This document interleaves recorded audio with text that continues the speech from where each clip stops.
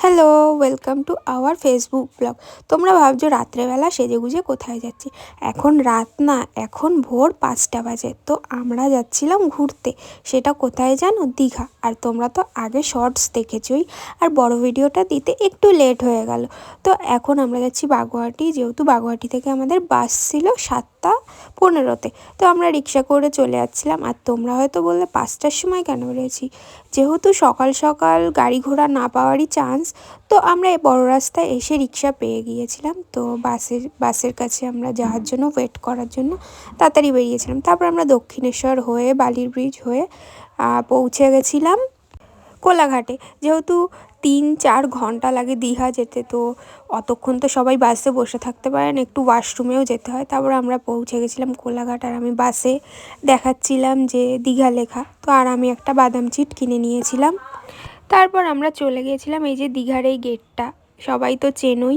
তারপর আমরা চলে গিয়েছিলাম জগন্নাথ মন্দিরের সামনে। আর আমাদের যে রুমটা ছিল সেখানটা হচ্ছে জগন্নাথ মন্দির থেকে 2 থেকে 5 মিনিট হেঁটে আসতে হয়, আর ওদিকে সমুদ্র 2 থেকে 5 মিনিট হেঁটে যেতে হয়।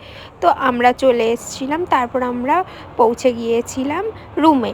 আর রুমে যাওয়ার পর আমি কোনো ক্লিপ নিতে ভুলে গিয়েছিলাম। রুমে যাওয়ার সঙ্গে সঙ্গেই আমরা খেয়েই বেরিয়ে পড়েছিলাম সমুদ্রে যাওয়ার জন্য, সমুদ্রে গিয়ে ঝাঁপাবো বলে। তো সমুদ্রের দিকে যাচ্ছিলাম, আর এখানে যা রোদ, মনে হচ্ছে কালোই হয়ে যাবো। আর আমাদের ওদিকে সোয়েটার পরতে হচ্ছিল। তো তারপর আমরা চলে এসেছিলাম সমুদ্রের পাড়ে। এই যে সমুদ্রে যাওয়ার সময় এই পাথরগুলো খুব ভয় লাগে ভীষণ। তো আমরা চলে এসেছিলাম এখন স্নান টান। তারপর আমরা রুমে গিয়ে ফ্রেশ হয়ে একটু দুপুরবেলা শুয়ে খাওয়া দাওয়া করে তারপর আমরা বিকেলবেলা বেরিয়েছিলাম ঘুরতে জগন্নাথ মন্দিরের সামনে। এখন যেহেতু আমরা খাওয়া দাওয়া করেছি স্নান টান করে, তো সেই জন্য আমরা এখন আর জগন্নাথ মন্দিরে ঢুকবো না, কালকে সকালে ঢুকবো। তো এখন আমরা এসেছিলাম রাত্রের ভিউটা দেখতে। তো রাত্রেও খুব সুন্দর ভিউ। তারপর দীঘা এসছি, মাছ খাবে না এটা তো হয় না। তারপর আমরা চলে গিয়েছিলাম সমুদ্রের পাড়ে। এখানে এসেছিলাম মাছের দোকানে। তো আমি যেহেতু মাছ খাই না, তো আমি নিয়েছিলাম একটা গ্রিন কালারের শিক কাবাব, আর ওরা চিংড়ি মাছ আর সামথিং কি একটা মাছ নিয়েছিল, আমার অতটা মনে নেই। তারপর এখান থেকে খাওয়া দাওয়া করার পর পরের দিন সকালবেলা আমরা স্নান টান করে বেরিয়ে গিয়েছিলাম জগন্নাথ মন্দিরের উদ্দেশ্যে, যেহেতু পুজো দেবে। তারপর আমরা যাচ্ছিলাম জগন্নাথ মন্দিরের সামনে দিয়ে ভিতরে ঢোকার জন্য। তো ভিতরে ঢোকার সঙ্গে সঙ্গে এখানে চেকিং হয়েছিল। তারপর আমরা চলে গিয়েছিলাম জগন্নাথ মন্দিরে। আর এখানকার যে দৃশ্যটা খুব সুন্দর, আর চারিদিকটা খুব পরিষ্কার পরিচ্ছন্ন। কিন্তু একটাই অনুরোধ, ভিতরে ফটো তুলতে দেয়নি, ভিডিও করতে দেয়নি আমাদের। এখানে আমি একটু ভিডিও করছিলাম, ফটো তুলছিলাম। তো জগন্নাথ মন্দিরের কোনো ভিতরগুলোই আমাদের ফটো তুলতে দিচ্ছিল না, আমরা বাইরেগুলোই একটু যা ফটো তুলেছি। তারপর বেরিয়ে টেরিয়ে রুমে এসে চেঞ্জ করেছিলাম। চেঞ্জ করার পর আমরা বেরিয়ে গেছিলাম খেতে।